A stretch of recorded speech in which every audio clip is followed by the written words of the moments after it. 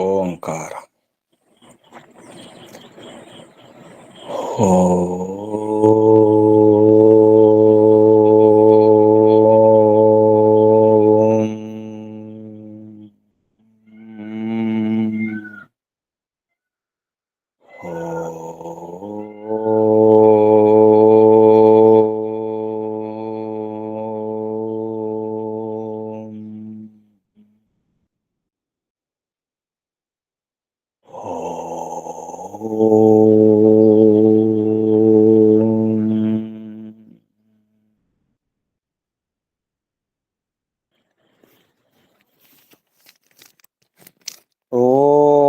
ఓం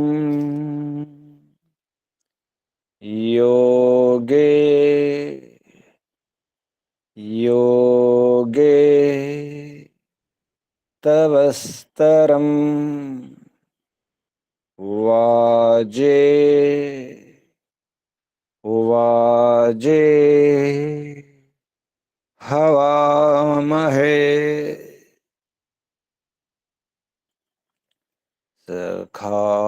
సఖాయ ఇంద్రమూతయే సఖాయ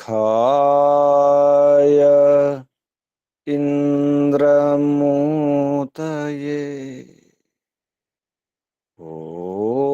ఓం తస్మాద్ యజ్ఞాత్ సర్వహుత రిచః సామాని జజ్ఞిరే ఛందాంసి జజ్ఞిరే తస్మాద్ యజుస్తస్మాదజాయత తస్మాద్ యజుస్తస్మాదజాయత ఓం యస్మాదరిచో అపాతక్షన్ యజుర్యస్మాదపాకర్షన్ సామాని యస్య లోమాన్యథర్వాంగిరసో ముఖం స్కంభం తం బ్రూహి కథమస్విదేవ సహ స్కంభం తం బ్రూహి కథమస్విదేవ సహ ఓం బృహస్పతే ప్రథమం వాచో అగ్రం ప్రైరత నామధేయం దధానాః యదేషాం శ్రేష్టం యదరిప్రమాసీత్ ప్రేణా తదేషాం నిహితం గుహావి ప్రేణా తదేషాం నిహితం గుహావి ఓం అగ్నివాయురవిభ్యస్తు త్రయం బ్రహ్మ సనాతనం దుదోహ యజ్ఞసిద్ధ్యర్థం ఋగ్యజుస్సామలక్షణం దుదోహ యజ్ఞసిద్ధ్యర్థం ఋగ్యజుస్సామలక్షణం ఋగ్యజుస్సామలక్షణం ఓం శాంతి శాంతి శాంతి. ఓం పరమపిత పరమాత్మ ఓం ఓం రక్షక ఓం సర్వరక్షక ఓం సదా రక్షక సర్వదా రక్షక సత్యరక్షక నిత్యరక్షక సర్వత్ర రక్షక ఓం సర్వతః రక్షక సర్వధా రక్షక సర్వథా రక్షక శాశ్వత రక్షక పరమరక్షక జగద్రక్షక విశ్వరక్షక ఓం శాశ్వత పిత శాశ్వత మాత సర్వపిత సర్వమాత విశ్వపిత విశ్వమాత జగత్పిత జగన్మాత జగదాంబ జగజ్జనని ఓం జగత్పతి విశ్వపతి चित्पति वाक्पति चक्षुष्पति आपति परापति शुभस्पति व्रतपति वास्तोष्पति तपस्पति दीक्षापति प्रजापति सर्वभूतपति ओम शाश्वत भ्राता त्राता दाता विधाता प्रदाता शाश्वत बंधु शाश्वत मित्र शाश्वत सखा सर्वबंधु सर्वमित्र सर्वसखा परम बंधु परम मित्र परम सखा प्रथम बंधु प्रथम मित्र प्रथम सखा शाश्वत गुरु गुरूणाम गुरु परम गुरु प्रथम गुरु सर्व गुरु सत्य नित्य गुरु विश्व गुरु शाश्वत आचार्य परमाचार्य सर्वाचार्य सत्य नित्य आचार्य शाश्वत स्वामी सत्य नित्य स्वामी सर्वस्वामी शाश्वत राजा राजाधिराजा महाराजा ओम स्वराट स्वयंराट विराट विश्वराट अनंतराट ब्रह्मराट बहुराट पूर्णराट महाराट ओम शाश्वत न्यायाधीश अर्यमा ओम सदाधारा सर्वदाधारा जगदाधारा विश्वाधारा ओम ईश्वरा परमेश्वरा सर्वेश्वरा विश्वेश्वरा जगदीश्वरा ओम ईशा परेशा सर्वेशा विश्वेशा जगदीशा सर्वभूतेशा ओम सर्वांतर्यामिन सर्वभूतांतरात्मन परमात्मन परब्रह्मन ओम सर्वव्यापक विश्वव्यापक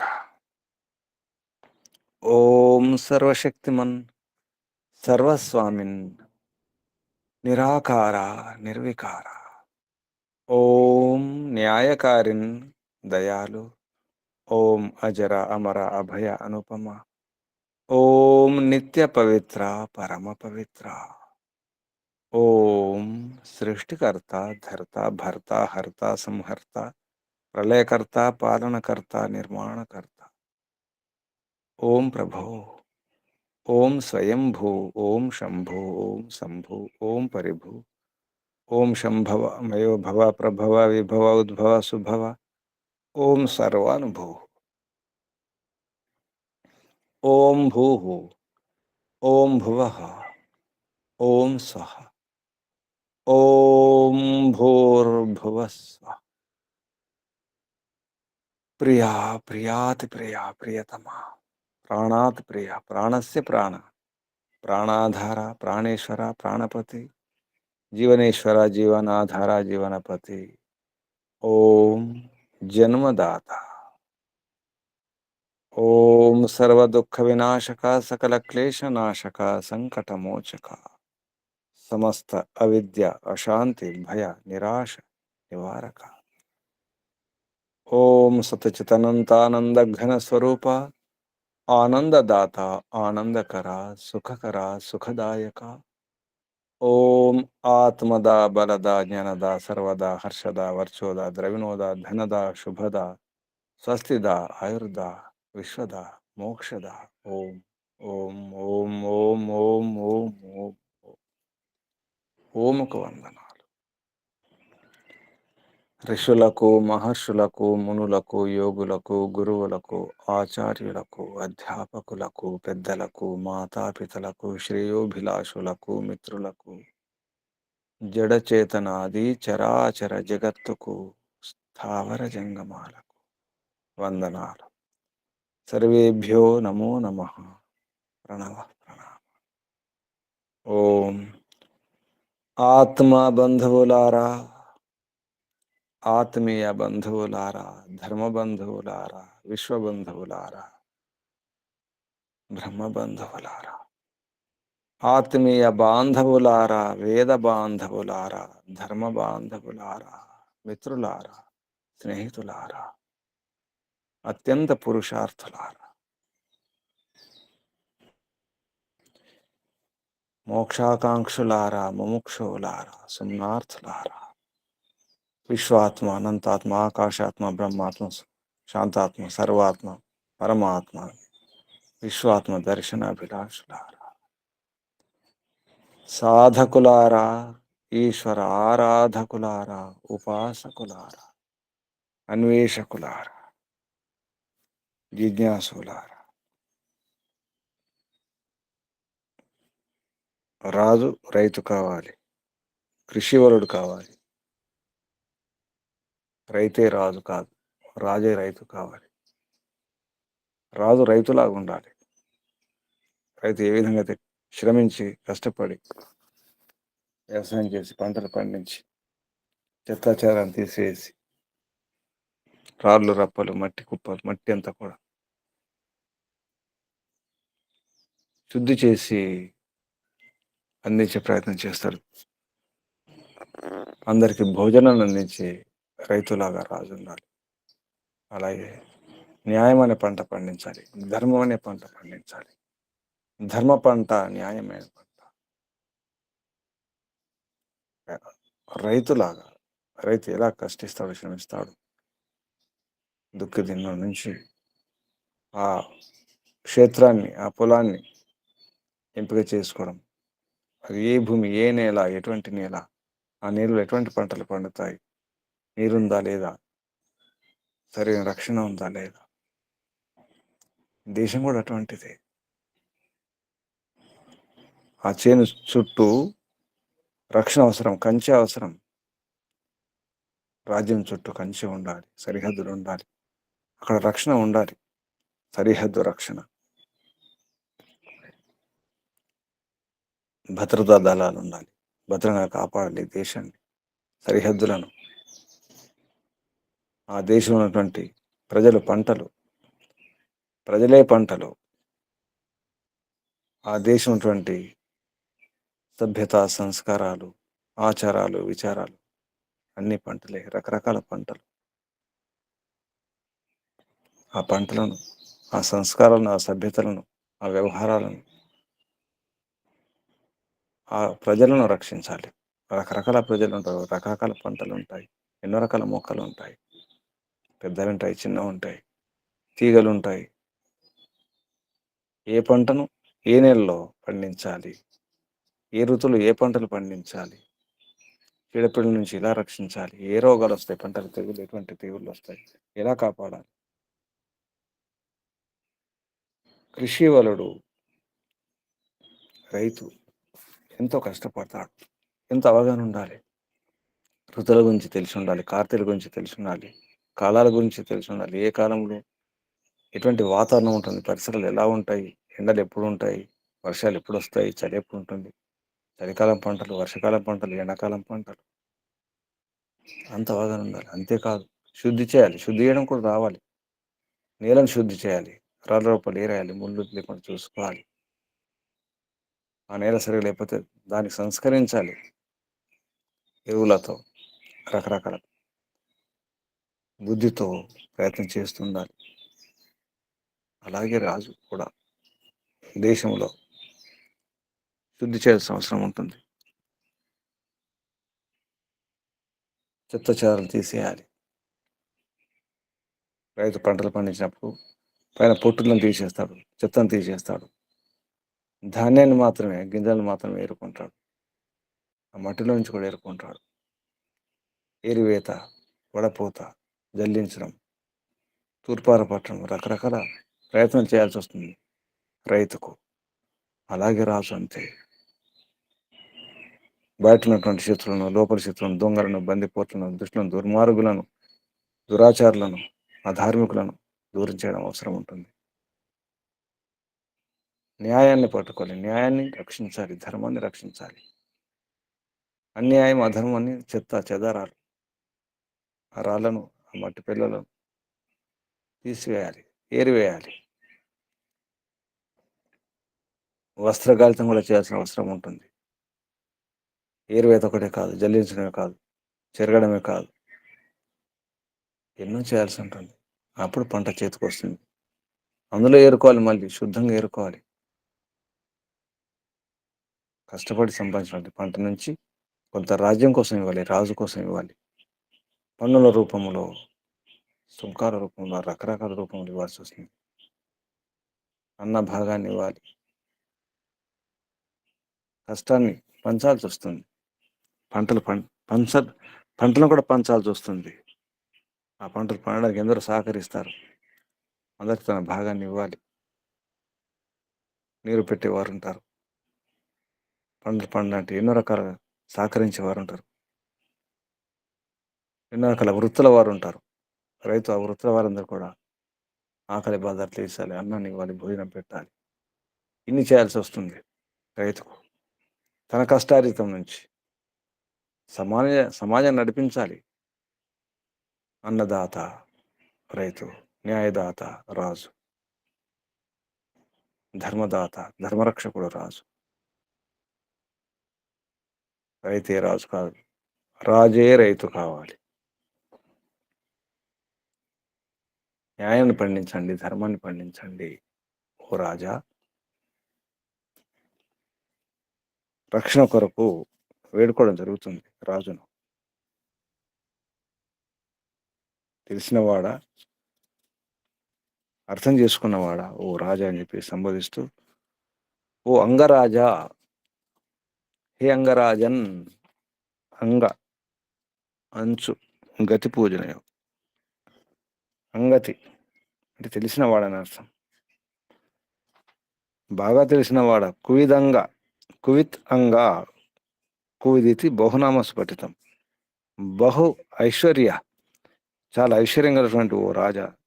విద్య అనే ఐశ్వర్యం, అధికారం అనే ఐశ్వర్యం, పదవి అనే ఐశ్వర్యం, జ్ఞానం అనే ఐశ్వర్యాన్ని పొందినటువంటి ఓ అంగరాజా, హే అంగరాజన్, హే కువిదంగా. యో అంగతి జానాతి తత్సంబుద్ధ. హే అంగా, ఓ తెలిసినవాడా, ఓ జ్ఞానవంతుడా అని సంబోధిస్తూ ఈ మాత్రం చెప్పడం జరిగింది. ఏ విధంగా అయితే రైతులు బాగా పంటలు పండిస్తారు, పుష్కలంగా పండిస్తారు. తన కోసం మాత్రమే కాదు, అందరి కోసం ఎక్కువ పంటలు పండిస్తారు. ఎక్కువ కష్టపడి వ్యవసాయం చేసి, నిజానికి జీవనం అంటే ఎవరి జీవనమైనా రైతు జీవనమే.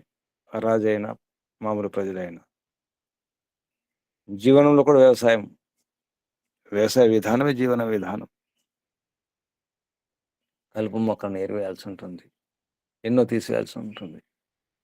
చీడపీడల నుంచి రక్షణ, తెగుల నుంచి రక్షణ, ఎన్నో రకాలుగా శ్రమించాల్సి ఉంటుంది. కృషి అంటేనే శ్రమ, కష్టం. కృషి వలుడు కష్టజీవి. కర్షణ చేస్తాడు, ఆకర్షణ చేస్తాడు. కర్షణం దున్నడం, కర్షణం దున్నుతాడు, ఆ భూమిని దున్నుతాడు. కలుపు మొక్కలు లేకుండా ఎండబెట్టేస్తాడు. దున్ని కలుపు మొక్కలు రాకుండా బీజాలతో సహా, గింజలతో సహా ఆ కలుపు మొక్కల విత్తనాలను కూడా ఏరివేస్తాడు, తీసేస్తాడు. ఆ విధంగా ఉండాలి జీవనం అంటే. రాజైనా ఎవరైనా ఇటువంటి ఉపదేశాలతో, సందేశాలతో ఉన్నటువంటి మంత్రం ఈ మంత్రం. ఓం కువిదంగా యవమంతో యవం చిద్ యథా దాంతి అను పూర్వం యూయ ఇహేహ ఇహ ఇహ ఇహే హైషాం ఇహే హే ఇహ ఇహ ఏషాం ఇహే హైషాం కృణుహి భోజనాని ఏ బర్హిషః నమ ఉక్తిం యజంతి ఉపయామగ్రహీతోసి అశ్విభ్యాం త్వా సరస్వత్యై త్వా ఇంద్రాయ త్వా సుత్రామ్ణే. ఇది మంత్రం. ఈ మంత్రం యజుర్వేదంలో 10వ అధ్యాయంలో 32వ మంత్రం. యజుర్వేద భాష్య 10మోऽధ్యాये 32తమ మంత్రం. మంత్రం యొక్క ఋషి కువిదంగ ఇత్యస్య శునః శేప ఋషి. శునః శేప ఋషి. దేవత క్షత్రపతిర్దేవత. ఛందస్సు నిశ్రుత్ బ్రాహ్మీ త్రిష్టు ఛందః. స్వరం దైవత స్వరం. ఈ మంత్రంలో ఉపదేశం రాజాది సభ్యై ప్రజాయ కింవత్ కిం కిం కర్తవ్యం ఇత్యాహ. రాజాది సభ్యులు వారి ద్వారా ఏం చేయాలి, రాజు ఆ రాజ్యం ఉన్నటువంటి మంత్రులు, ప్రభుత్వ ఉద్యోగులు, రాజోద్యోగులు వారందరి ద్వారా ప్రజ కొరకు కింవత్ కిం కిం కుర్య ఎవరిలాగా ఏమేమి చేయాలి,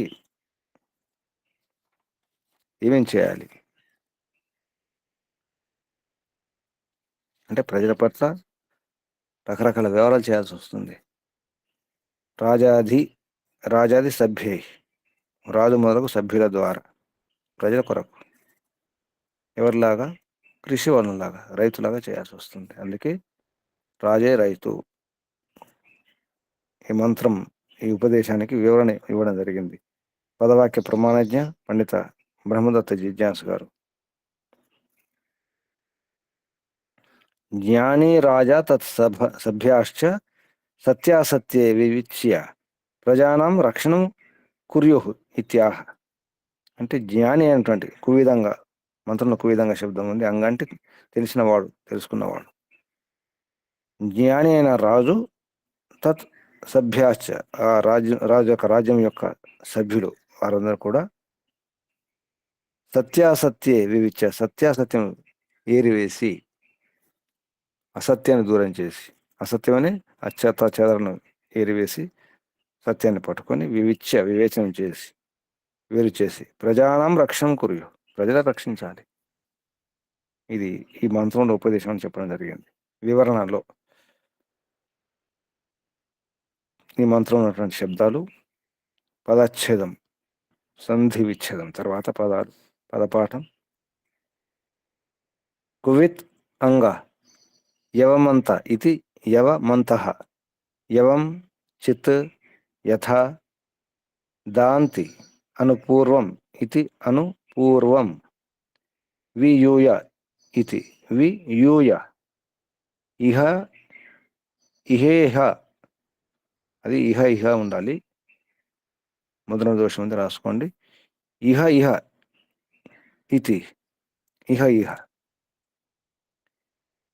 ఏషాం కృణుయిః ఏషాం కృణుః భోజనాని ఏ బర్హిషః నమ ఉక్తిమితి నమః ఉక్తిం యజంతి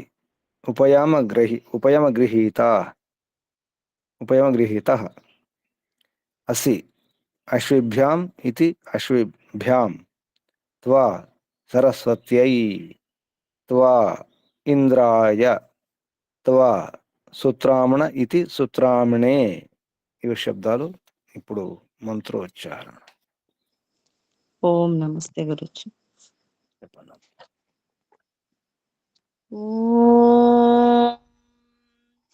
కువిదంగ యవమంతో యవంచిద్యథాదాంత్యను పూర్వం వియూయ ఇహేహైషాం కృణుః భోజనాని ఏ బర్హిషో నమ ఉక్తిం యజంతి ఉపయామగృహీతోస్యశ్విభ్యాం త్వా సరస్వత్యై त्वेन्द्राय त्वा सुत्राम्णे ఓం నమస్తే గురుజీ. ఓం శుభం. ఓం కువిదంగ యవమంతో యవం చిద్యథా దాంత్యానుపూర్వం వియోయ ఇహే హైషాం క్రేణుయిః భోజనాని ఏ బర్హిషో నమోక్తిం యజంతి ఉపయమగృహీతోస్సి అశ్వేభ్యాం త్వా సరస్వత్యై త్వేంద్రాయ త్వా సూత్రామ్నే. సూత్రామ్నే రక్షణ, రక్షణ కొరకు. మంచి రక్షణ కొరకు ప్రజలు కోరుకుంటున్నారు రాజును. సరస్వతి కొరకు, సరస్వతి అయి అశ్విభ్యాం సరస్వతి అయి ఇంద్రాయ సూత్రామ్నే. వీటి కొరకే రాజు ఉండాలి. కృషి వనంలాగా ఈ విధంగా యవమంతుడు. యవమంతుడు అంటే జవ్వలు పండించేవాడు. నిజానికి ధాన్యంలో జవ్వలు ముఖ్యము. మనం యవలు అంటాం, జవ్ అంటారు హిందీలో, వ్యవహారంలో బార్లీ అంటాం. ఈ విధంగా మనం వడ్ల నుంచి పొట్టు ఊక తీసివేసిన తర్వాత బియ్యం అంటాం, అని బార్లీ అంటాం. దాని మూలంలో అవి జవ్వలు. సంస్కృతంలో యవమంతులు అంటే బాగా యవలు పండించేవారు. ఎవరైతే ఎక్కువ యవలు పండిస్తారో వారు అసలు రైతు. మొదలగున్నవి యవలు మొదలు అంటే గోధుమలు, జొన్నలు అన్నీ వస్తాయి. ముఖ్యం యవలు. యవమంతుడు, యవం ఏ విధంగా అంటే కృషి వలుడు, రైతు ఏ విధంగా చేస్తాడో ఆ విధంగా వియూయ చెత్త చెదరని ఏరివేస్తాడు. ఆ విధంగా చేయాలి. ఇహ ఇహ ఇహ ఇహ ఇక్కడ, ఈ లోకంలో, ఈ వ్యవహారంలో, ఈ దేశంలో అని అర్థం. భోజనాన్ని భోజనం పెడతాడు రైతు. ఆ విధంగానే రాజు కూడా ఇలా పోల్చడం జరిగింది. నమ అంటే అన్నం, నమ ఉక్తిం. అయితే అన్నం ఉందో ఆ విధంగా మనకు ఈ శబ్దాన్ని అర్థం చేసుకుని తెలుస్తుంది. ఇప్పుడు ఈ శబ్దాలకు అర్థం, ప్రతి శబ్దానికి, ప్రతి పదానికి అర్థం మహర్షి చెప్పినటువంటి అర్థం పదార్థం అనే పేరుతో. పదార్థ కువిత్ బహు ఐశ్వర్య కువిదితి బహునామసు పఠితం. నిఘంటులో 3:1. కువిత్ బహు ఐశ్వర్యం. కువిద్ అంటేనే బహునామసు, చాలా అని అర్థం. చాలా ఐశ్వర్యం. ఐశ్వర్యాలు అంటే రకరకాల ఐశ్వర్యాలు. విద్య కూడా ఐశ్వర్యమే, అధికారం ఐశ్వర్యమే, భూమి ఐశ్వర్యమే, ధనధాన్యాల ఐశ్వర్యమే. అలా జ్ఞానం ఐశ్వర్యమే, వివేకం ఐశ్వర్యమే, యోగాభ్యాసం కూడా ఐశ్వర్యమే. అంగ యో అంగతి, యోంగతి, యహ అంగతి, యోంగతి. యహ అంగతి అంటే జానాతి, సంబోధన. హే అంగరాజన్ అన్వయంలో మహర్షి సంబోధన చెప్పడం జరిగింది, అంగరాజన్ అని. యో అంగతి, యహ అంగతి జానాతి తత్సంబుద్ధౌ. ఈ సంబోధన. యవమంతః బహవో యవా విద్యంతే యేషాం తే కృషి వలాహ. నేరుగా కృషి వలుడు, రైతు, వ్యవసాయదారుడని పేరు లేకుండా యవమంతులు అన్నారు. అందుకే రైతు యొక్క పేరు యవమంత. యవమంతః బహవో యవా విద్యంతే, ఎక్కువ యవలు ఉన్నవారు లేదా పండించేవారు. ఎక్కువ యవలు పండించేవారు, జవ్వలు పండించేవారు. ఎవరికైతే ఎక్కువ యవలు ఉంటాయో వారి పేరు కృషివల, కృషివలురు, రైతులు, యవమంతులు. యవమును చిత్ కూడా, అపి యథా అంటే ఏ విధంగానైతే, దాంతి లునంతి అంటే కోత కోస్తాడు. పంట పండించి కోత కోయడం జరుగుతుంది. దాన్ని లునం అంటే కోత కోయడం, పొడలతో కోయడం. పక్వంకి వచ్చిన తర్వాత పంట కోతకు వచ్చిన తర్వాత కోత కోయడం జరుగుతుంది. లునంతి, దాంతి అంటే లునంతి. రైతులు ఏ విధంగా పంట కోస్తారో అనుపూర్వం క్రమశః ఇవి శబ్దాలకు అర్థాలు మంత్రం ఉన్నటువంటి క్రమంలో, అందుకే సరిగా అర్థం రాదు, అది కలుపుకోవాల్సి వస్తుంది అన్వయంలో. దాంతి లునంతి అనుపూర్వం క్రమశః వియూయ బుసాదికం పృథక్కృత్య. బుస అంటే చెత్త, ఊక, చెదారాలు, ఆ మట్టి, రాళ్ళు, ఇసుక ఇవన్నీ ఉంటే ఏరివేయడం, పొల్లు తీసేయడం, రకరకాలు చేయాల్సి వస్తుంది. వియూయ అంటే విశేషంగా లేదా విగతం, దూరం చేయడం. బుసాదికం, బుస అంటే పొట్టు, ఊక, చెత్త చెదరం. పృథక్కృత్య దూరం చేసి. ఇహేహ అంటే ఇహ ఇహ అస్మిన్ వ్యవహార, ఈ వ్యవహారంలో అంటే రైతు యొక్క వ్యవహారంలో, అలాగే రాజు యొక్క రాజ్యం యొక్క వ్యవహారంలో. ఏషాం కృషి వలానం, కృషి వలర యొక్క, కృణిహి కురు చేయండి, భోజనాన్ని భోజనములను, అంటే ఏ విధంగా రైతులు భోజనం పెడతారో, రకరకాల భోజనాలు అందిస్తారు, అంటే వారి పంటలు అందిస్తారు, ఆహార పదార్థాలను, ఆ విధంగా రాజు కూడా చేయాలి. ఏం చేయాలి? రక్షణ చేయాలి. సూత్రాంనే చివరికి వస్తుంది అది. కృషి వలానాం కృణుహి అంటే కురు చేయండి, చేయు, చేయుము. భోజనాన్ని భోజనములను, ఎవరైతే ఏదైతుందో, బర్హిష వృద్ధా వృద్ధులున్నారో, నమ ఉక్తిం నమస్సు అన్నస్య ఉక్తిం. ఇక్కడ నమ అంటే అన్నం, అన్న నమస్సు పఠితం. నమ అంటే అన్నం కూడా, నమ అంటే అనచడం కూడా, కొట్టడం కూడా, దండించడం కూడా. తస్కరాయనం అంటే దొంగలకు నమస్కారం కాదు, దొంగలను అంచండి అని అర్థం. తస్కరాయనమ, జ్యేష్ఠాయనమ, కనిష్టాయనమ అంటాం. ఆదరణ అర్థం కూడా. నమ అంటే ఆదరణ, చిన్నవారిని, కనిష్టాయ నమ, చిన్నవారిని ఆదరించండి, గౌరవించండి, రక్షించండి, కాపాడండి. అలాగే ఇక్కడ నమ అంటే అన్నం. నమసో అన్నస్య ఉక్తిం వచనం అంటే అన్నం యొక్క వచనం, అంటే అన్నం గురించి అన్నమాట. నమోక్తిం విధేమ, ఓం అగ్నేయనాయ సుపథారాయ, ఆ మంత్రం కూడా నమయుక్తిం విధేమ. అక్కడ నమనం అంటే పరమాత్మను గౌరవించడం, పరమాత్మకు నమస్కారాలు, అక్కడ వందనాలు అని అర్థం. ఇక్కడ నమ ఉక్తిం అంటే నమస అన్నం యొక్క ఉక్తి, అన్నం యొక్క వచనం. యజంతి సంగచ్చంతే, సంగచ్చంతే. ఇక్కడ సంగచ్చంతే అంటే యజనం అంటే దేవ పూజ అవుతుంది, సత్కారం అనే అర్థం కూడా వస్తుంది. సరిగా గచ్చ ప్రాప్తి, సరైనటువంటి గతి, గమనం, జ్ఞానం, ప్రాప్తి. అందులో యజనం అంటే దేవ పూజ కూడా అవుతుంది, కాబట్టి సత్కారం అని అర్థం, సరైనటువంటి సత్కారం. సంగచ్చంతే. ఉపయమ గృహీత బ్రహ్మచర్య నియమై స్వీకృత. అంటే రాజు బ్రహ్మచారి అయి ఉండాలి. రాజుకి 2 భార్యలు, 3 భార్యలు, 10 మంది భార్యలు కాదు, నిజానికి బ్రహ్మచారి అయి ఉండాలి. బ్రహ్మచర్య నియమై స్వీకృత, బ్రహ్మచర్య నియమాలు ఉన్నటువంటి రాజు, స్వీకరింపబడిన రాజు అంటే ఎంపిక చేయబడిన రాజు, ప్రజల చేత అంగీకరింపబడిన రాజు. ప్రజలు ఒప్పుకోవాలి. రాజు కొడుకు రాజు అవ్వడం, వారసుడు రాజు అవ్వడం కాదు, వారసుడు అయినప్పుడు కూడా ప్రజలు ఒప్పుకోవాలి మళ్ళీ. అందుకే మహాభారతంలో దుర్యోధను ఒప్పుకోలేదు, ధర్మరాజును ఒప్పుకున్నారు. అందుకే రాజసూయాగం చేయడం జరిగింది.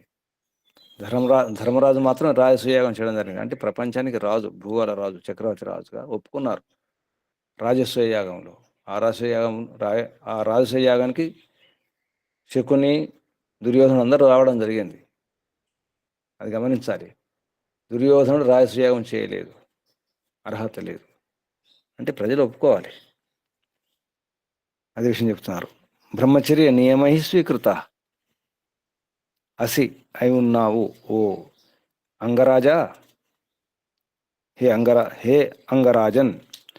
అంటే బ్రహ్మచర్యం మొదలగు నియమాల ద్వారా నువ్వు, అటువంటి నియమాలు నీకు ఉన్నాయి కాబట్టి నువ్వు ఆచరిస్తావు, కాబట్టి నిన్ను ఎంపిక చేసినారు ప్రజలు, ఒప్పుకున్నారు, రాజుగా అంగీకరించినారు. అయి ఉన్నావు అసి. అశ్విభ్యాం వ్యాప్త విద్యాభ్యాం శిక్షకాభ్యాం, శిక్షకుల కొరకు మంచి శిక్షకులు, మంచి విద్య ఉన్నటువంటి. వ్యాప్త విద్యాభ్యాం, అశ్వం అంటే వ్యాపించడం అర్థం కూడా వస్తుంది, శక్తి అని అర్థం. అశ్వం అంటాం. ఇక్కడ అశ్వం అంటే వ్యాపించడం. ఏం వ్యాపించి ఉండాలి? వారి లోపలంతా కూడా విద్యను వ్యాపించి ఉంటుంది. మంచి విద్వాంసులని అర్థం. మంచి శిక్షకులు, ఉపాధ్యాయులు, గురువులు, ఆచార్యులు, విద్వాంసులు వారి కొరకు, అశ్విభ్యాం వారి కొరకు, త్వాం నిన్ను, హే రాజా నిన్ను, సరస్వతి కొరకు అంటే విద్యాయుక్త వాచే, విద్యతో ఉన్నటువంటి వాక్కు కొరకు, అటువంటి వ్యవహారం కొరకు, ఇంద్రాయ ఉత్తమ ఐశ్వర్యం కొరకు, నిన్ను సుత్రాంనే సుష్టు త్రాణాయ మంచి రక్షణ కొరకు నిన్ను ఎంపిక చేయడం జరిగింది. ఎందుకంటే నీకు బ్రహ్మచర్య వ్రతాలు పాటిస్తావు అని యోగ్యతలున్నాయి, తెలిసిన వాడివి. హే అంగరాజన్ కువిధంగా బాగా తెలిసిన వాడివి, ఐశ్వర్యవంతుడి, అధికారం గలవాడి, విద్యా ఐశ్వర్యం అన్ని గలవాడివి. కాబట్టి నీవు రక్షించాలి. రక్షణ కొరకు నిన్ను ఎంపిక చేయడం జరుగుతుంది. ఉత్తమ ఐశ్వర్యం కొరకు, విద్యాయుక్త వాక్కు కొరకు, ఇవన్నిటి కొరకు నిన్ను ఎంపిక చేయడం జరిగింది. అంతేకాదు ఎవరైతే వృద్ధులు ఉన్నారో వారికి అన్నం పెట్టడం, వారిని సత్కరించడం కొరకు, అలాగే విద్వాంసులు శిక్షకులు ఉన్నారు వారి రక్షణ కొరకు, ఈ విధంగా నీవు ఒక రైతులాగా ఉండాలి అని దీని అర్థం. ఇది మంత్రం ఉన్నటువంటి శబ్దాల క్రమంలో అర్థం. ఇప్పుడు అన్వయం. హే అంగరాజన్, ఓ అంగరాజా, ఓ తెలిసినటువంటి బాగా అర్థం చేసుకున్నటువంటి ఓ విద్వాంసుడా అటువంటి ఓ రాజా, యహ కువిత్, ఏదైతే కువిత్ అంటే బాగా అని అర్థం, నీవు బాగా ఐశ్వర్యం గలవాడివి, కువిత్ త్వం అశ్విభ్యాం ఉపయామగ్రహితోసి, తం సరస్వత్యై ఇంద్రాయ సుత్రాంనే వయం స్వీకుర్మ, మేము స్వీకరిస్తున్నాము నిన్ను, అటువంటి నిన్ను. దేని కొరకు? ఇంద్రాయ సుత్రాంనే సరస్వతి కొరకు అంటే విద్య కొరకు, వ్యవహారం కొరకు, ఐశ్వర్యం కొరకు, రక్షణ కొరకు. మేము స్వీకుర్మ, ఏ బర్హిషో నమ ఉక్తిం, అయితే బర్హిష్ అంటే వృద్ధులు ఉన్నారో ఎవరైతే వారి సత్కారం కొరకు, వారికి భోజనం కొరకు, భోజనాది సౌకర్యాల కొరకు, యజంతి, ఇక్కడ యజంతి అంటే సంగచ్చంతి అన్నారు, అంటే సత్కారం ఇదంతా కూడా చేయడం జరుగుతుంది. తేభ్య వారి కొరకు సత్కారేణ భోజనాన్ని దేహి, సత్కారపూర్వకంగా భోజనం పెట్టండి. భోజనం అంటే రక్షణ, సుఖాలు అన్ని, వనరులు, వసతులు అన్నీ వస్తాయి భోజనములు దేహి ఇవ్వండి. ఎవరికి? బర్హిష వృద్ధులు ఉన్నారు తెలిసిన వారు, వీళ్ళందరి కొరకు. యథా యవమంత, ఏ విధంగా యవమంతులు, ఏ విధంగానైతే యవమంతులు అంటే కృషి వలరు, రైతులు, ఇహ ఈ వ్యవహారములో, రాజ్యములో, సమాజంలో, యవం అనుపూర్వం, యవమును అంటే క్రమంగా, అనుపూర్వం అంటే ఏ పంట ఎప్పుడు వస్తే ఆ పంట అప్పుడు కోయడం జరుగుతుంది. అనుపూర్వం దాంతి, పంట కోతకు వచ్చినప్పుడు కోయాలి. అన్ని పంటకు ఒకసారి కోతకు రావు, అక్రమంగా కోయాల్సి వస్తుంది. పంట కోసేటప్పుడు కూడా, పంట కోసే సమయంలో కూడా క్రమం కోయాల్సి వస్తుంది. అక్కడ కొంచెం ఇక్కడ కొంచెం పంట కోస్తే కుదరదు, ఒక క్రమంగా పనిచేయాల్సి వస్తుంది. పంట కోసినా, నాట్లు నాటినా, కలుపు తీసినా క్రమంగా చేయాల్సి వస్తుంది. రైతు యొక్క పని క్రమం లేకుండా రైతు పంటలు పండించలేడు. ముందు దుక్కి దున్నాలి, అంతా ఒక క్రమం ఉంటుంది. ఎప్పుడు దుక్కి దున్నుతాను, ఎప్పుడు విత్తనం వేస్తాను, ఎప్పుడు నాటుతాను, ఎప్పుడు కలుపు తీస్తాను అంటే కుదరదు. ఆ క్రమంలోనే చేయాలి. చివరికి పంట కోసేటప్పుడు కూడా క్రమమే, ఇంటికి తీసుకొస్తే క్రమమే. ఆ చిరగడం కానీ, తూర్పారు పట్టడం కానీ, జల్లించడం కానీ ఏది చేసినా క్రమం ఉంటుంది. క్రమం లేకుండా వ్యవసాయం ఉండదు. అందుకే అనుపూర్వం అన్నారు. యవం అనుపూర్వం దాంతి బుసాత్ అంటే చెత్త చెదరం, ఆ ఊక పొట్టు నుండి, ఆ పొలు నుండి యవం వియూయ, యవమును ఆ జవ్వలను వియూయ ఏరివేసి దూరం చేసి, రక్షంతి కాపాడుతాడు. ఎవరు? యవమంతులు, రైతులు. తథా ఏషం, అలాగే ఏషం అంటే వారిని, ఆ రైతులను, వారి యొక్క సత్యాసత్య అంటే రైతులు ప్రజలందరూ కూడా సత్యాసత్య వివిచ్య, సత్యాసత్యం, ఏది సత్యము ఏది అసత్యము, ఏది న్యాయము ఏది అన్యాయము, ధర్మాలను వివేచన చేసి విడదీసి చూసి, రక్షణం కృణుహి, ఓ రాజా రక్షణ చేయండి, రైతులను రక్షించండి, అందరు రక్షించండి, ప్రజలందరూ రక్షించండి. రైతులందరూ ఎందుకు రక్షించండి? వాళ్ళు కృషి చేస్తారు. ఎవరైతే కృషి చేస్తారో పంటలు పండిస్తారో, అలాగే మిగతా వృత్తులని వారు కూడా వ్యవసాయం చేయడానికి కావాల్సినటువంటి ఏవైతే పరికరాలు ఉంటాయో, బండి కానీ నాగలి కానీ ఏవైతే ఉంటాయో దానికి సంబంధించినవి వృత్తులు ఉంటాయి. నిజానికి ఒక ఊరు ఉందంటే ఆ ఊరిలో వ్యవసాయం సంబంధం ఉంటుంది. ఏ వృత్తి అయినా, కమ్మరి కావచ్చు, కుమ్మరి కావచ్చు, వడ్రంగి కావచ్చు, ఎవరైనా కావచ్చు, చివరికి మంగలి కావచ్చు, చాకలి కావచ్చు, వ్యవసాయానికి సంబంధం ఉండాలి. పంటలు పండించాలి. రైతు పంటలు పండించి అన్నదాతకు అవసరమైనటువంటి అన్ని వృత్తులు ఉండాలి, పరికరాలు ఉండాలి, ఏర్పాట్లు. అన్నదాత ఎవరి కొరకు? అందరి కొరకు. కాబట్టి అన్నదాతలాగా రైతులాగా ఉండాల్సి వస్తుంది. అలాగే నీవు కూడా రాజ్యంలో పంటలు పండించాలి, క్రమంగా ఉండాలి. అంటే ఒక పద్ధతి ఉండాలి, ఒక విధానం ఉండాలి, ఒక రాజ్యాంగంలో ఒక చట్టం, నియమాలు, కట్టుబాట్లు ఉండాలి. ఏ నియమ నిబంధనలు లేకుండా ఏ వ్యవహారం సాగదు. అదంతా రైతులాగా ఉండాలి అని అన్వయంలో మహర్షి చెప్పడం జరిగింది.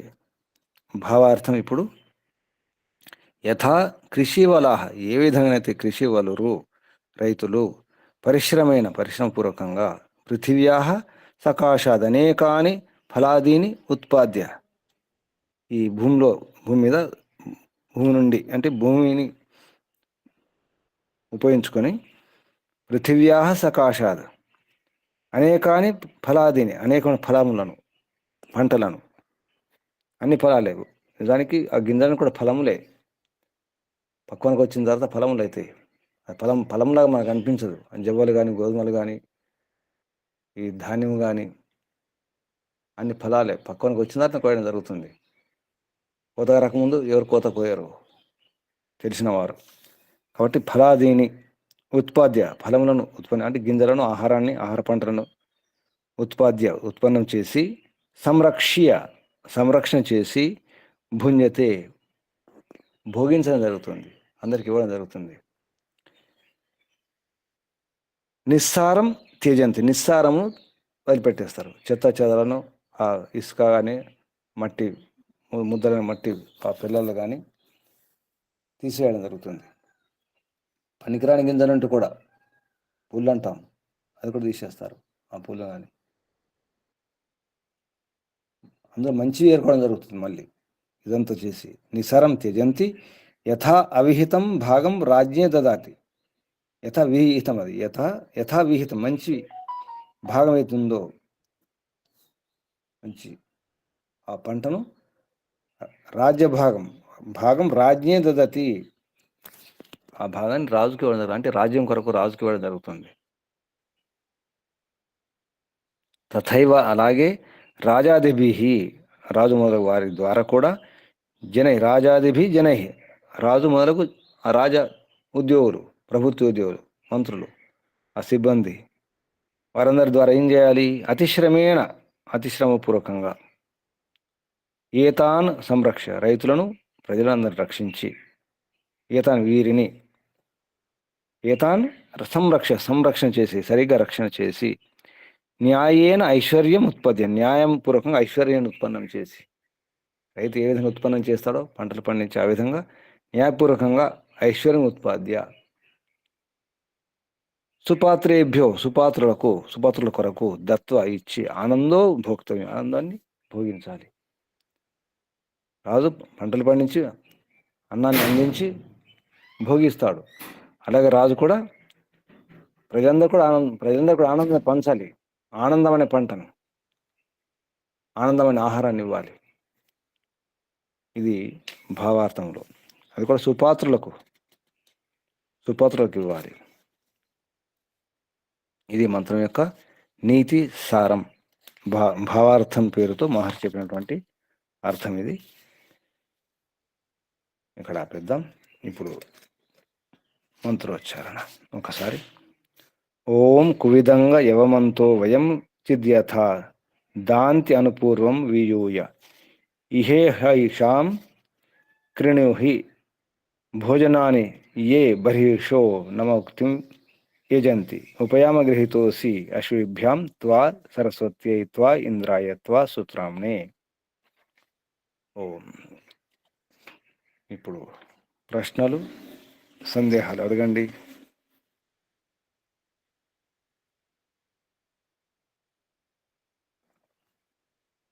ఓం నమస్తే గురుజీ.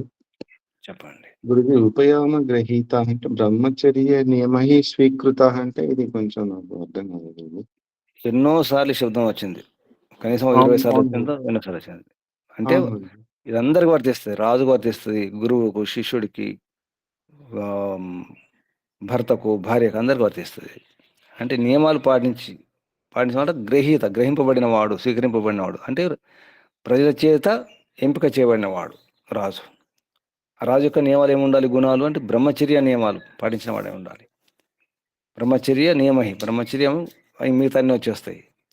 ఆ నియమాలు పాటించడం ద్వారా ప్రజల చేత స్వీకరింపబడినవాడు, స్వీకరింపబడిన వాడే ఉండాలి. ఎవరంటే వారు రాజులు కాదు. రాజు కొడుకు రాజు, నా వారసుడే రాజు, నా పెద్ద కొడుకు రాజు, అది కాదు. ప్రజలు ఒప్పుకోవాలి.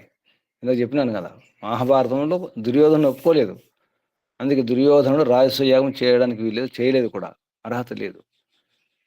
ధర్మరాజు చేసినాడు రాజసూయాగంలో, దానికి వీళ్ళందరూ వెళ్ళడం జరిగింది. కౌరవులు, శకుని కానీ దుర్యోధనుడు కానీ వీళ్ళు.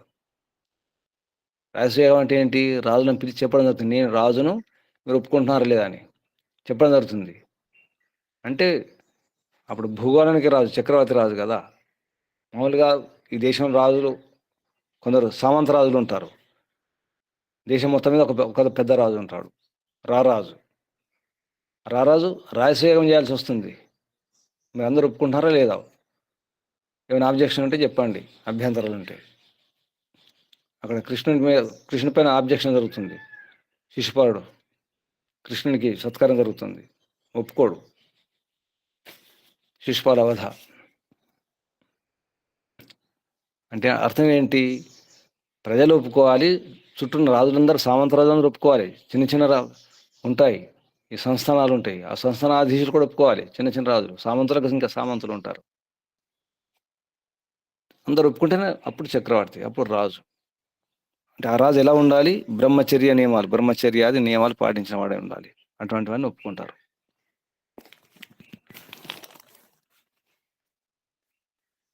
బ్రహ్మచర్య ఉండాలి, నియమాలు పాటించేవాడే ఉండాలి. ఇంకా కూడా చెప్పినారు, యోగాభ్యాసం ఉండాలి, యోగ సాధకుడై ఉండాలి, విద్వాంసుడై ఉండాలి, విద్వాంసులు ఉత్తముడై ఉండాలి, ఉత్తమ విద్వాంసుడై ఉండాలి. రాజు అంటే ఎన్నో ఇచ్చి ఉండాలి, ఎంతో శ్రమించి ఉండాలి. అందుకే రైతే రాజు అంటాం. ఇప్పుడు రాజే రైతు. ఈ మంత్రంలో రాజే రైతు కావాలి. యథా కృషి వల, భావార్థంలో మహర్షి రాయడం జరిగింది. యథా కృషి వల, ఈ విధంగా అయితే రైతులు, కృషి వలురు. ఇంకా సందేహాలు? నమస్తే గురుజీ. ఇప్పుడు రాజకీయాలలో వచ్చే వాళ్ళందరికీ ఈ అధ్యాయం ఒక పరీక్ష పెట్టి ఎంట్రన్స్ లాగా పాస్ అయిన వాళ్ళకి ఈ రాజకీయాల్లో వస్తే బ్రహ్మాండంగా ఉండేది గురుజీ. ఇటువంటి ఇంతకుముందు కూడా అధ్యాయంలో వచ్చినాయి కదా, 6వ అధ్యాయం, 6, 8 గ్రస్తుల గురించి కూడా వచ్చింది. 8వ అధ్యాయం అనుకుంటా. గ్రస్తులు ఎలా ఉండాలి, భార్యాభర్తలు ఎలా ఉండాలి, అది ఇది రెండు ఉండాలి. భార్యాభర్తలు ఎలా ఉండాలో, రాజు ఎలా ఉండాలో, రాజు యొక్క అర్హతలు ఏమి ఉండాలో అవసరం. అందుకే వేదాధ్యయనం, వేద ప్రచారం ఉండాలి. వైదిక ధర్మం మొత్తం అంతటా వ్యాపించాలి, ప్రసారం చేయాలి. దేశమంతా కాదు, ప్రపంచమంతా. అప్పుడు ఈ రకరకాల మతాలు, సంప్రదాయాలు ఇవన్నీ కూడా ఉండకూడదు. మతాలు, సంప్రదాయాలు, ఈ పంథాలు, ఈ తెగలు, రకరకాల వ్యవహారాలు ఉండకూడదు. వేదం చెప్పినట్టు చేయాలి. నీ మాట నా మాట కాదు, వేదం మాట, భగవంతుని మాట. నీ రాజ్యాంగం వేరు, నా రాజ్యాంగం వేరు కాదు. అందరి రాజ్యాంగం ఒకటే ఉండాలి. ప్రపంచం అంతా ఒకటే రాజ్యాంగం. లక్షాది కోట్లాది సంవత్సరాలు సాగింది ఆ వ్యవస్థ, అటువంటి వ్యవస్థ. ఒకరోజు రెండు రోజులు కాదు, లక్షలాది కోట్లాది సంవత్సరాలు సాగినటువంటి వ్యవస్థ. స్వార్థపరులు వారి అధికారం కొరకు, పదవి కొరకు, వారి సుఖాల కొరకు. ఇప్పుడు కూడా అంతే. మతం పేరుతో, మతం వెనుక ఎవరున్నారు? వారి అభిమతాలు ఉంటాయి, వారి ఇష్టాయిష్టాలు ఉంటాయి, వారి అసంతృప్తి, వారి కసి, వారి ద్వేషం. ద్వేషం విద్వేషాలే.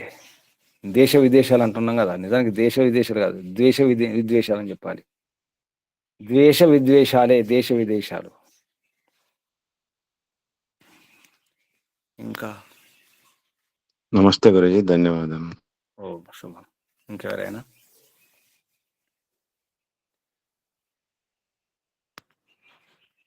ఈరోజు అంగశబ్దం గుర్తు. అంగ అంటే అంశము, భాగం కాదు. అంగం అంటే తెలిసిన వారు.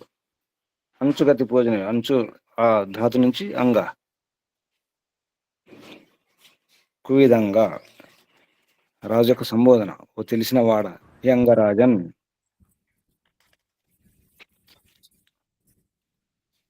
చెప్పండి ఎవరైనా. నమస్తే మహోదయ. చెప్పండి.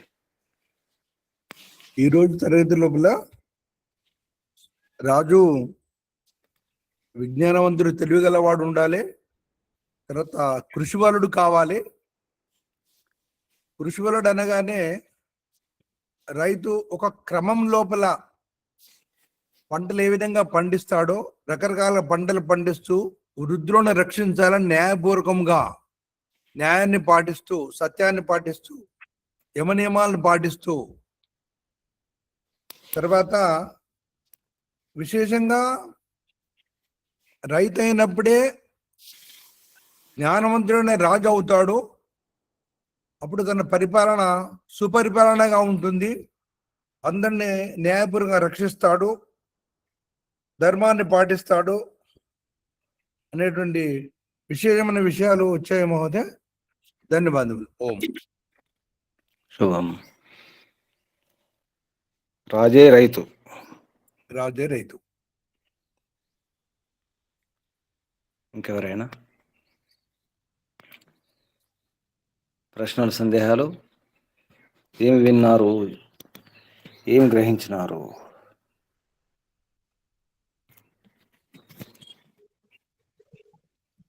చెప్పండి. ఓం నమస్తే గురుజీ. చెప్పండి అమ్మా. ఇక్కడ రాజుని రైతులాగా కష్టపడాలి అని చెప్పారు.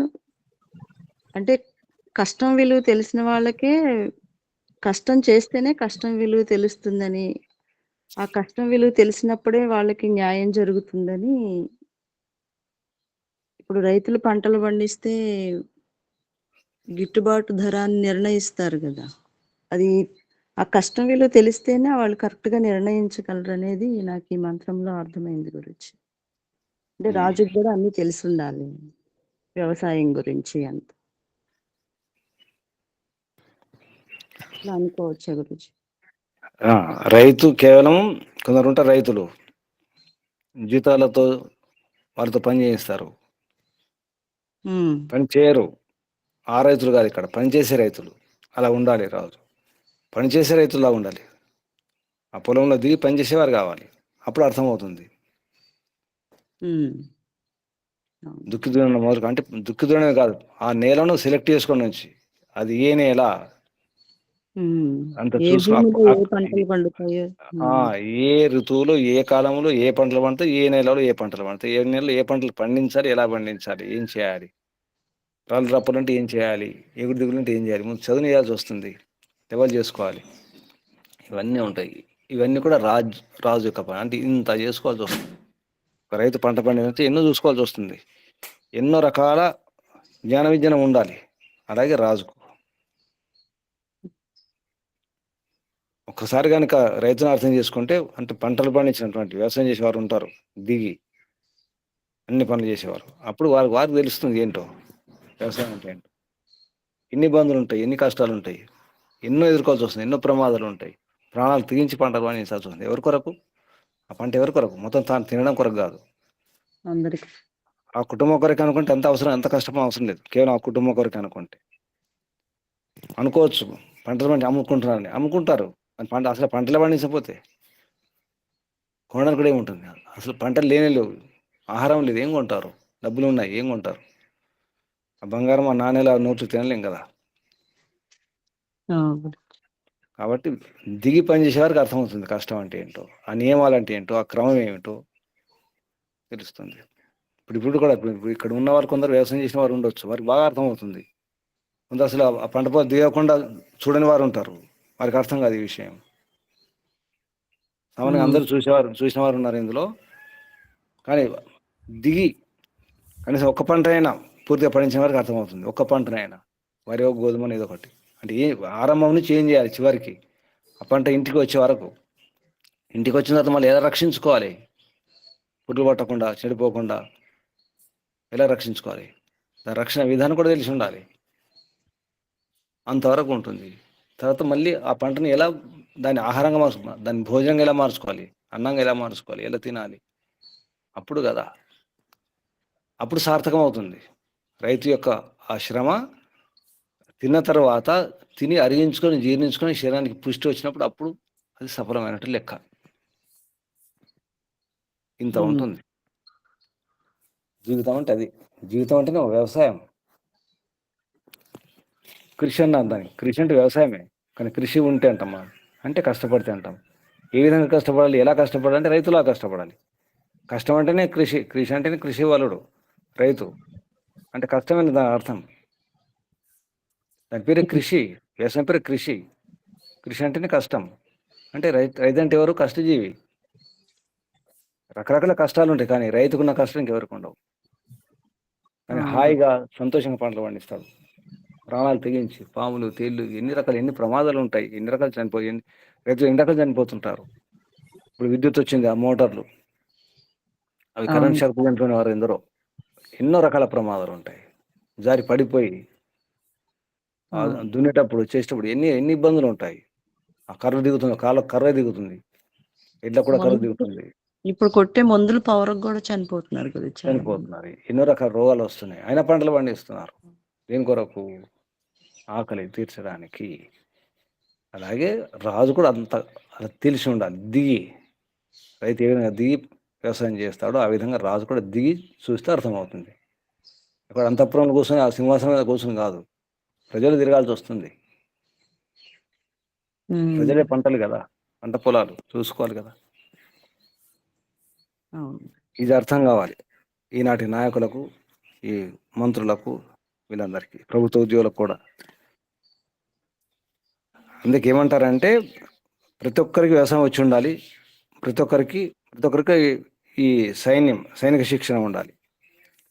రైతు శిక్షణ అంటే వ్యవసాయ శిక్షణ, సైనిక శిక్షణ రెండు ఉంటే అప్పుడు అర్థమవుతుంది దేశము, దేశభక్తి, ఈ రైతు, ఈ వ్యవహారం అంతా. ప్రతి ఒక్కరు కూడా రైతే ఉండాలి, ప్రతి ఒక్కరు కూడా సైనికుడే ఉండాలి. అందుకే లాల్ బహదూర్ శాస్త్రి గారు ఏమన్నారు? తెలుసా ఎవరికైనా? జై జవాన్ జై కిసాన్. జై జవాన్ జై కిసాన్. ప్రతి ఒక్కరు కూడా జై జవాన్ జై కిసాన్ కావాలి. రైతుకు జై, సైనికుడికి జై, జవాన్కు జై, రైతుకు జై. కిసాన్ అంటే కృషివలుడు, రైతు, కృషివలుడు. ఇది అర్థమైన నాడు ఈ దేశం కాదు, ప్రపంచం అంతా అర్థం చేసుకున్నట్టే. మేము నాయకులం, ముఖ్యమంత్రులం, ప్రధానమంత్రులం, మేము కలెక్టర్ అంటే కుదరదు. కలెక్టర్ కూడా తెలిసి ఉండాలి. క్షేత్ర పర్యటన ఉంటుంది, అందరికీ ఉంటుంది, పేరుకు మాత్రం ఉంటుంది. క్షేత్రాలు పర్యటన కాదు, క్షేత్రాలు దిగి పని చేయాలి. కలెక్టర్లు కూడా శిక్షణ ఇచ్చినప్పుడు ఇవన్నీ నేర్పిస్తారు, ట్రైనింగ్ ఇప్పిస్తారు కూడా, రైతులతో కూడా. అన్నీ ఉన్నాయి, కానీ పేరుకు మాత్రం ఉంటాయి. అన్ని పేరుకు మాత్రమే, అది కాదు. నిజాయితీగా ఉండాలి, అప్పుడు అర్థమవుతుంది. మహర్షి భావార్థంలో చాలా బాగా రాయడం జరిగింది. దాన్ని పోలిస్తే చాలా స్పష్టంగా కృషి వలని, యథా కృషి వల పరిశ్రమేణ, తెలుగులో ఉంది అర్థం చేసుకుంటే. యథా కృషి వలా పరిశ్రమేణ పృథివ్యా సకాశాత్ అనేకాని ఫలాదీని ఉత్పాద్య సంరక్షణ చేసి భుంజతే అనుభవిస్తాడు, అనుభవం చేస్తాడు. నిస్సారం త్యజంతి, నిస్సారాన్ని విడిచిపెట్టేస్తాడు. యథా విహితం భాగం రాజ్యం దదతి, ఆ విహిత భాగం అవుతుంది దాన్ని రాజుకి ఇస్తాడు, మంచి భాగాన్ని. మన జీవితం కూడా అంతే, మనం కూడా జీవితం ఈ పని చేయాలి. దానికి నిస్సారాన్ని, పనికిరాని దాన్ని విడిచిపెట్టేసి ఏదైతే ముఖ్యం ఉంటుందో, మంచి ఉంటుందో దాన్ని ఎవరికి ఇవ్వాలి? మన రాజు ఎవరు? మన రాజుకి ఇవ్వాలి. ఎవరు మన రాజు? పరమాత్మ. ఆత్మ. పరమాత్మకి ఇవ్వాలి. ఆత్మ పరమాత్మ. విహితం భాగం రాజ్యం దదతి తథైవ రాజాదిభిః జనైః, రాజు మొదలు ఎవరుతుంటారో ఆ ప్రజలు, అంటే ఆ రాజు ఉద్యోగులు, రాజాది భి జనైః, ఆ రాజు మొదలు జనుల ద్వారా, ఆ జనుల ద్వారా, రాజజనుల ద్వారా. అతిశ్రమేణ, అక్కడ ఏమన్నా అక్కడ పరిశ్రమేణ అన్నారు. కృషి వాళ్ళు పరిశ్రమ చేస్తే రాజు ఏం చేయాలి? అతిశ్రమ చేయాలి. అతిశ్రమేణ ఏతాను, అతిశ్రమ చేసే, చాలా కొంచెం శ్రమ కాదు, అతి దాటాలి, శ్రమ దాటాలి రాజు. అతి అంటే అతిక్రమించడం. అతిశ్రమేణ ఏతాను సంరక్ష, వీళ్ళందరూ రక్షించాలి.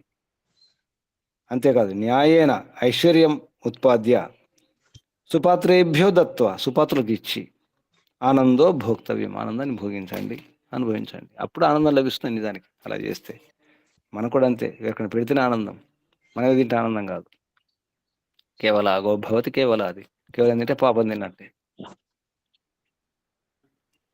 ఇది విషయం. ఒక సందేహం అడిగనా? అడగండి. సుపాత్రులకు అనే శబ్దం వాడారు ఇక్కడ, సుపాత్రులకు, దాని గురించి కొంచెం లోతైన అర్థం చెప్పండి. అంటే దొంగలకు పెట్టమంటారా? దొంగలకు, అందరికీ అన్నం కావాలి కదా. సుపాత్రులు అన్నం కావాలి, జైల్లో పెడితే కూడా అన్నం పెడతారు, అది కాదు. సుపాత్రులకు ఎందుకన్నారు? మంత్రం శబ్దం బరిహిష, వృద్ధులకు అంటే మంచివారని అర్థం. వృద్ధు అంటే అనుభవం ఉన్న వారికి మంచివారని అర్థం వస్తుంది. వృద్ధులకు అంటే పెద్దవారికి, పెద్దవారు అందరు పెద్దవారు కాదు. సుపాత్రులు ఎవరు? నియమాలు పాటించేవారు సుపాత్రులు, యోగ్యత ఉన్నవారు సుపాత్రులు, ధర్మం పాటిస్తే సుపాత్రులు. వారిని రక్షించుకోవాలి ముఖ్యంగా ముందు. పరిత్రాణాయ సాధునాం వినాశయ దుష్కృతాం, దుష్కృతులు వారి వినాశనం కొరకే కదా. రాజు యొక్క ధర్మం ఏమిటి? ధర్మరక్షణ, ధార్మికుల రక్షణ. అధార్మికుల రక్షణ కాదు కదా. అన్నం పెట్టడం వేరు, కానీ ఇక్కడ అర్థం అది కాదు. ఎవరి రక్షణ? రక్షించుకోవాలి సుపాత్రులను, సజ్జనులను, మంచివారిని రక్షించుకోవాలి కదా. సంరక్ష అంటే విశేషంగా రక్షించాలనా? సమ్యక్ రక్షణ, సరిగ్గా రక్షించాలి. ఓకే, ధన్యవాదం మహోదయ. ఎప్పటికైనా సుపాత్రులే, భగవంతుడు కూడా సుపాత్రకు ఇస్తాడు, అందరికి వాడు. భగవంతుడు చేసి కూడా సుపాత్రులకే. భగవంతుని యొక్క గుణం అది. భగవంతుని గుణాలు నింపుకోవాలి రాజు అంటే. మనం కూడా నింపుకోవాలి, భగవంతుని గుణాలు నింపుకోవాలి. అందుకే ఈశ్వరోపాసన ఉద్దేశం ఏంటి? భగవంతుని గుణాలు నింపుకోవడం కదా. ఇంకా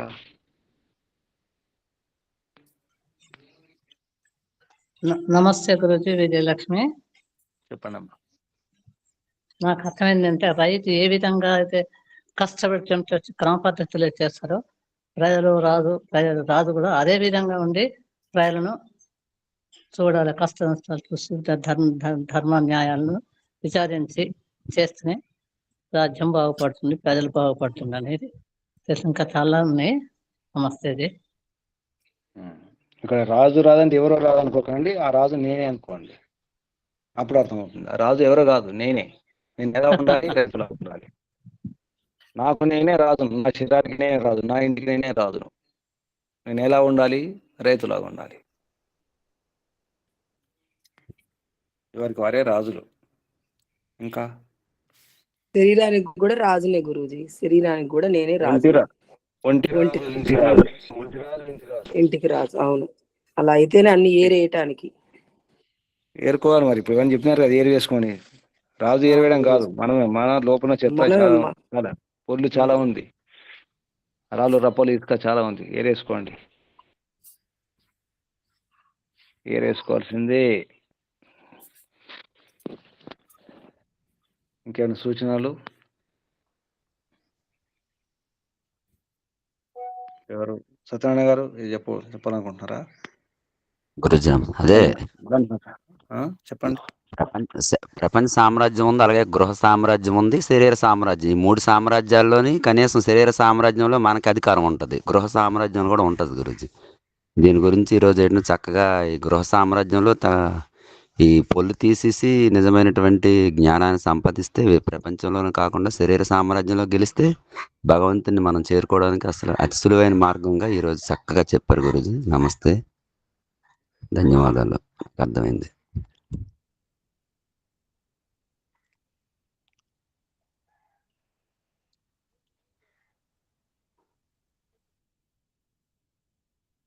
ఆత్మ నివేదన ఎవరు ఈరోజు? నమస్తే గురుజీ. చెప్పండి. సర్వేభ్యో నమః.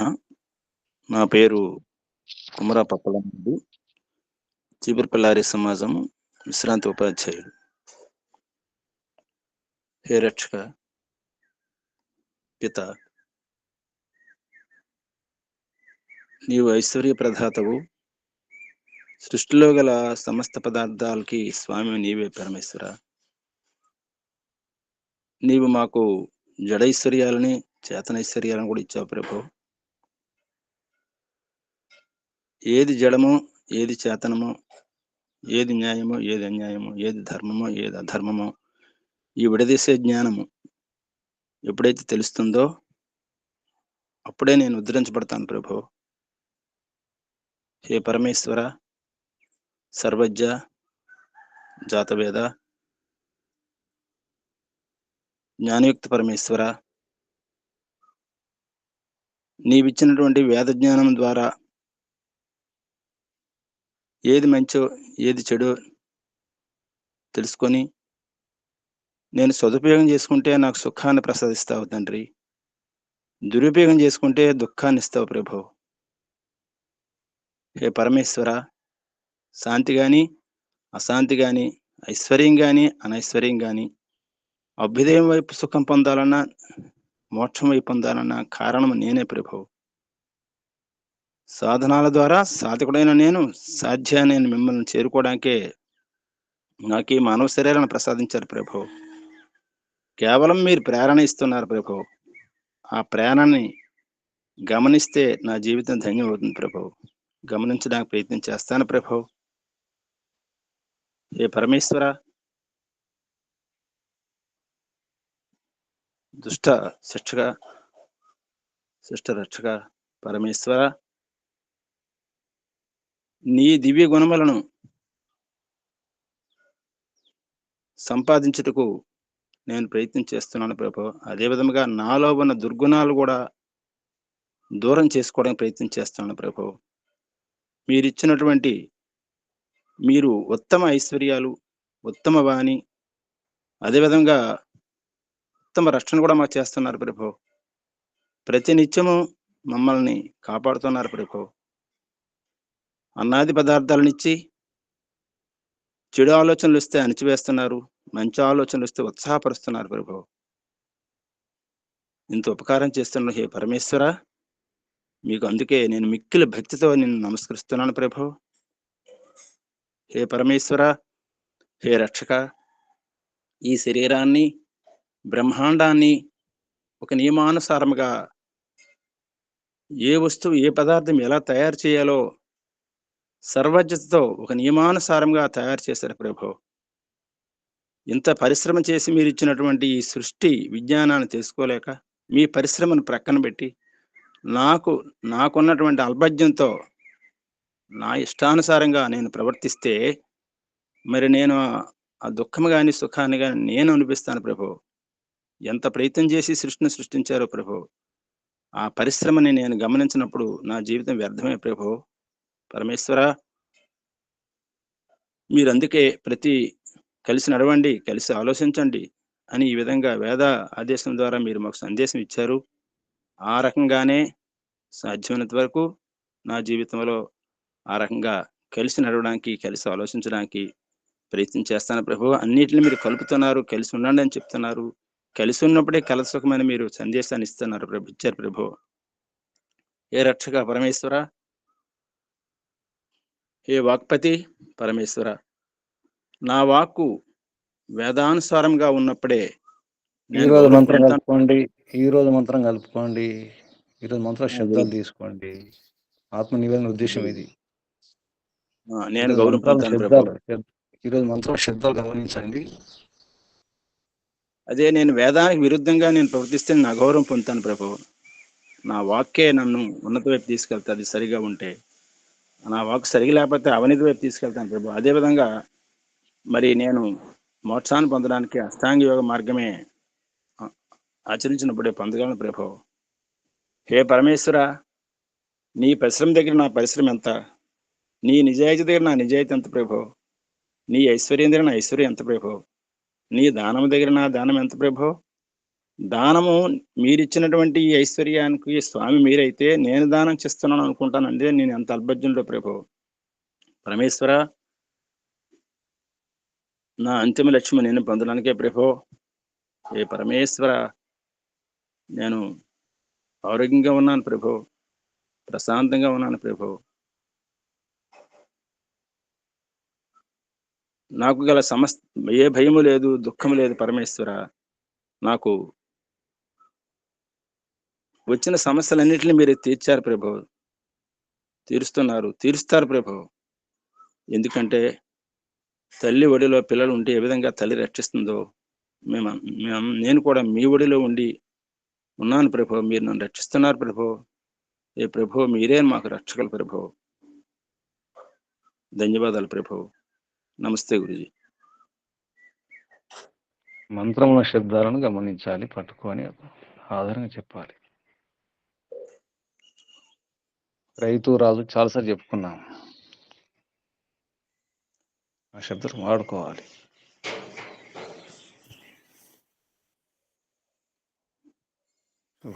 కళ్ళు మూసుకోండి. అందరూ ఆసనం మార్చుకోండి. కూర్చున్న స్థితి,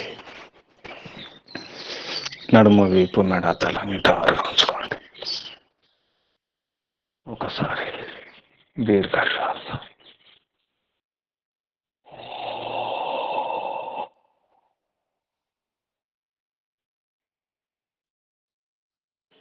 ఓంకారం ఒకసారి.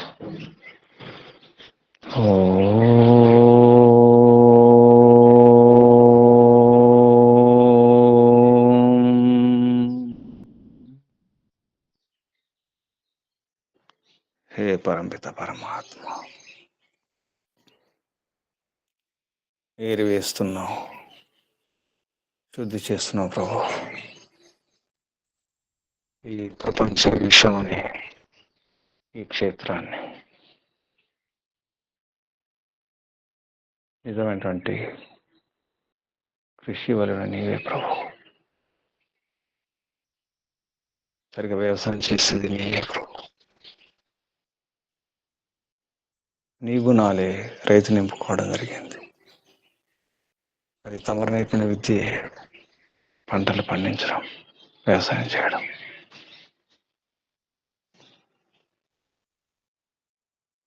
నీవే రైతు, నీవే రాజు ప్రభు. నీలాగే రాజు ఉండాలి, నీలాగే రైతు ఉండాలి ప్రభు. తమరు చేసేది అదే. ఏరు వేస్తారు, కలుపు తీసేస్తారు.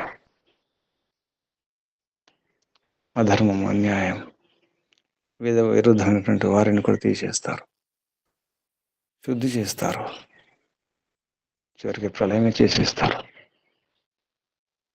మంచి రైతు తమరే, మంచి రాజు తమరే. హే పిత, ఏం చేసిన క్రమమే, తమరు ఏం చేసిన బుద్ధిపూర్వకమే.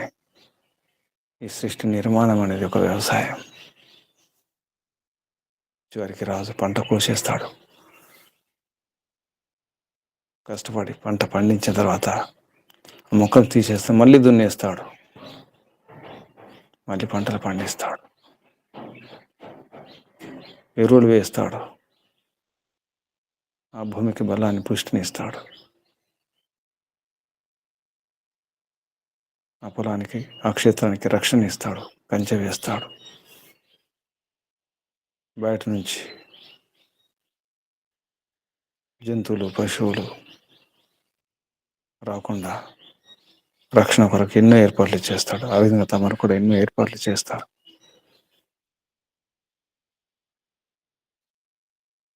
ఆ భూమిలో మళ్ళీ బలం పుంజుకోవడానికి ఏ విధంగా రైతు ఏర్పాటు చేస్తాడో అది తమరు నేర్పిన విద్యయే. ప్రళయం చేయడం అంటేనే భూమికి బలాన్ని ఇవ్వడమే.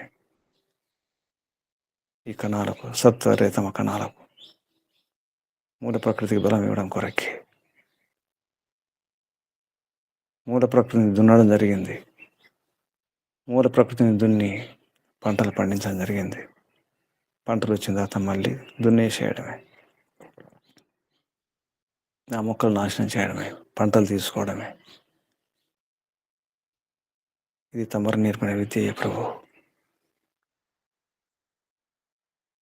రైతు విధానం అనేది మాకు కనిపించే విధంగా నేర్పించారు.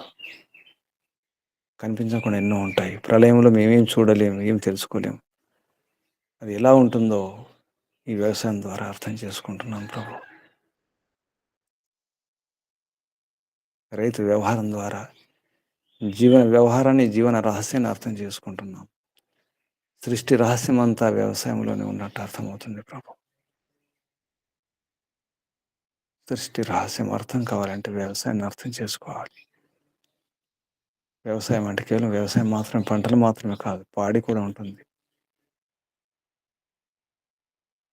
గోవులు ఉంటాయి, మేకలు ఉంటాయి, గుర్రాలు ఉంటాయి, ఏనుగులు ఉంటాయి, ఒంటెలు ఉంటాయి. పశురక్షణ కూడా ఉంటుంది, పశు పోషణ కూడా ఉంటుంది. పాలు, పెరుగు, వెన్న, నెయ్యి వీటిని కూడా వాడుకోవాల్సిన అవసరం ఉంటుంది. ఇదంతా ఉండాలంటే పాడి ఉండాల్సిందే, పశువులు ఉండాల్సిందే, వ్యవసాయం ఉండాల్సిందే, పంటలు ఉండాల్సిందే. అన్నింటి యొక్క ఉద్దేశం తరించడం కొరకే. తరించాలంటే ఇన్ని అవసరాలు, ఇన్ని వనరులు, ఇన్ని సౌకర్యాలు, ఇన్ని ఏర్పాట్లు ఉండాలి. ఏ పిత, ఇదంతా అర్థం కావాలంటే రైతు ఏ విధంగా వ్యవసాయం చేసే విద్య ఉండాలో, విజ్ఞానం ఉండాలో, సరైన అవగాహన ఉండాలో, అలా ఉండాలంటే తమరి విధానాన్ని అర్థం చేసుకోవాల్సిందే, వేదాధ్యయనం చేసుకోవాల్సిందే ప్రభు. వేదాధ్యయనం చేసి ఎలా ఈ జీవనం అనే పంటను పండించాలో, చివరికి ఎలా సుఖాలు అనుభవించాలో ఆ భోజనం చేసి, ఎలా ఆకలి తీర్చుకోవాలో ఆ భోజనం చేసి, కష్టించి పంటలు పండించి భోజనం చేస్తే సుఖమే సుఖం, ఆనందంగా ఆనందం, తృప్తి ఉంటుంది, ఎంతో తృప్తి. తాను మాత్రమే కాదు, ఇతరులకు పంచి తిన్నప్పుడు ఆనందమే ఆనందం. ఈ విధానం అంతా తమరు నేర్పిన విద్య, కృషి విద్య. వేదం ద్వారా కూడా ఎన్నో విద్యను నేర్పించినారు. అందులో ముఖ్యంగా కృషి విద్యను కూడా నేర్పించినారు ప్రభు. ఏ పంటలు పండించాలి, ఆ పంటల పేర్లు కూడా తమరే నిర్ణయించినారు.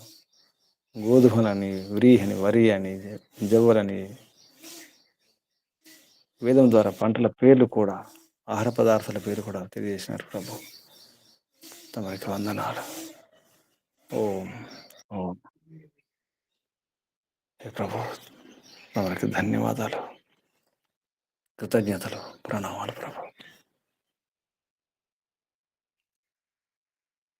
ఋషులకు, మహర్షులకు, మునులకు, యోగులకు, గురువులకు, ఆచార్యులకు, అధ్యాపకులకు, పెద్దలకు, మాతాపితలకు, శ్రేయోభిలాషులకు, మిత్రులకు అందరికీ వందనాలు, ధన్యవాదాలు, ప్రణామాలు.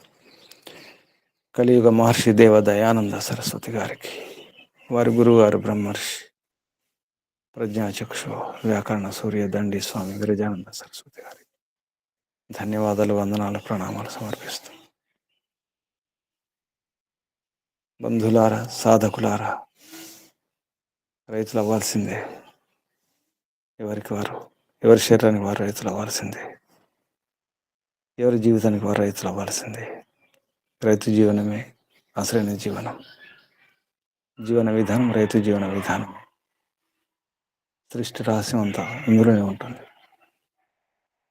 సరిగా అర్థం చేసుకుంటే దానికి రాజు రైతులాగా ఉండాలి. అందుకే రైతే రాజు అన్నారు, అన్నదాత. మనకు మనమే రాజులం, రైతులం. జీవితం అనే పంటను పండించుకోండి. సకాలంలో కోత కోసుకోవాలి, పంటలు తెచ్చుకోవాలి, అనుభవించాలి. అది జీవన విధానం. ప్రయత్నం చేయండి, సాధించండి. అందరికీ అభినందనాలు. పరమపిత పరమాత్మ శుభాశీస్సులు. ఓం శం శుభం. కళ్ళు మూసుకుని ఉండండి. నడుము, వీపు, మెడ, తలన్నిటి అరవంచుకోండి.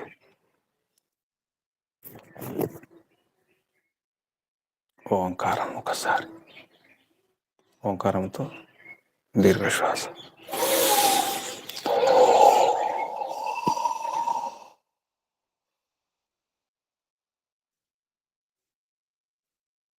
పూర్ణ సమర్పణ భావనతో, శ్రద్ధతో, నిజమైన రైతు పరమాత్మ, నిజమైన రాజు పరమాత్మ, ఈ భావనతో ఓంకారం చేద్దాం. శ్వాస నింపండి.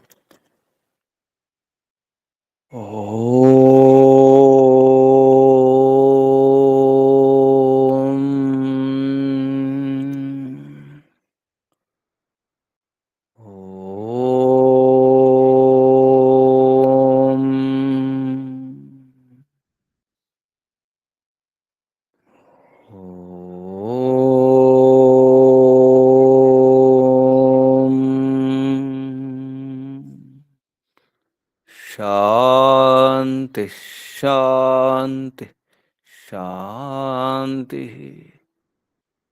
సర్వేభ్యో నమో నమః. శుభం.